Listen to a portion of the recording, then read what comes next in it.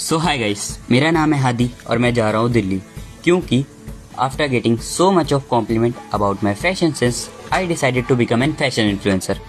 उसके लिए चाहिए था मुझे आउटफिट, जिसलिए मैं जा रहा हूँ दिल्ली क्योंकि दिल्ली वालों का fashion as you can see. So Kanpur से 7 घंटे का सफ़र करके हम लोग पहुँचे दिल्ली। सो दिल्ली में जामा मस्जिद में स्टे लेकर और वहाँ की मार्केट में कंफ्यूज होकर we decided to visit Sarojini. So direct metro लेकर वी रीच सरोजनी, लेकिन सरोजनी का रश देख के तो सारा माइंड मैप तबाह हो गया था और कुछ समझ नहीं आ रहा था। फिर थोड़ा और अंदर जाकर और हर एक शॉप अच्छे से देखने बाद फाइनली चीज़ें समझ आने लगी थी और कुछ चीज़ें खरीदने बाद ये तो रियलाइज़ हो गया था कि ये वो पिंटरेस्ट वाला सरोजनी नहीं है।